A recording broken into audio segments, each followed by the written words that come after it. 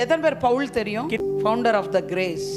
ஆமா, founder Jesus தான், but ரெவலேஷனுக்கான ஃபவுண்டர் இவர் தான். இவர் என்ன பண்ணாரா, எங்க ஊரா சுத்தி சுத்தி ஊழியம் பண்ணிட்டு இருந்தாராம். அங்கங்க சபைகளை ஸ்தாபிச்சுட்டே வந்துட்டு இருந்தார். இவர் இருக்கும்போது நல்லா தெளிவா இருப்பாங்க சர்ச்சில், கொஞ்சம் அடுத்த ஊருக்கு கிளம்பிட்டா கன்ஃபியூஸ் ஆயிடுவாங்க. இப்படி மிகப்பெரிய ஒரு கன்ஃபியூஷன் ஒரு விஷயத்துல வந்தது, அது உயிர்த்தெழுதல். நம்ம கொரிந்தி சபை இருக்குல்ல, 1 கொரிந்தியர் 2 கொரிந்தியர் புக் இருக்குல்ல, இந்த புக்கே கேள்விகளுக்கான பதில் தான். 1 கொரிந்தியர் 15ஆம் அதிகாரத்துல நீங்க வீட்ல போய் வாசிங்க. கொரிந்தியில இருக்கிற சர்ச் மெம்பர்ஸ்க்கு ஒரு டவுட் வருது. சில வேளை நமக்கு கூட இந்த டவுட் வரும்.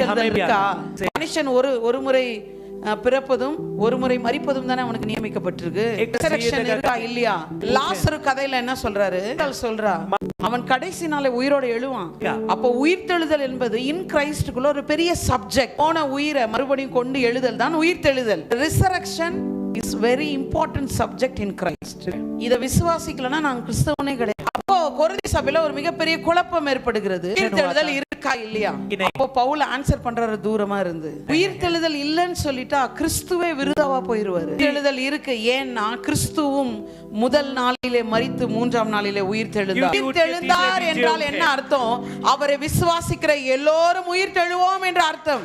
அப்ப பவுல் 1 கொரிந்தியர் 15 அப்படியே எழுதிட்டு வர்றாரு. என்ன சொல்றாரு பாருங்க, கிறிஸ்து எழுந்திருக்கவில்லை என்றால் எங்கள் பிரசங்கமும் விருதா, உங்கள் விசுவாசமும் விருதா. உயிர்த்தெழுதலை நீங்க விசுவாசிக்கிறதா இருந்தாதான் நீங்க ஒவ்வொரு சண்டே ஒவ்வொரு வெனஸ்டே கேட்கிற மெசேஜ் உங்களுக்கு பிரயோஜனப்படும். கிறிஸ்து எழுந்திருக்கவில்லை, அதாவது உயிர்த்தெழுதல் இல்லைன்னு ஒருத்தர் சொல்லிட்டான், நீ கேட்கிற பிரசங்கமே வேஸ்ட் உனக்கு.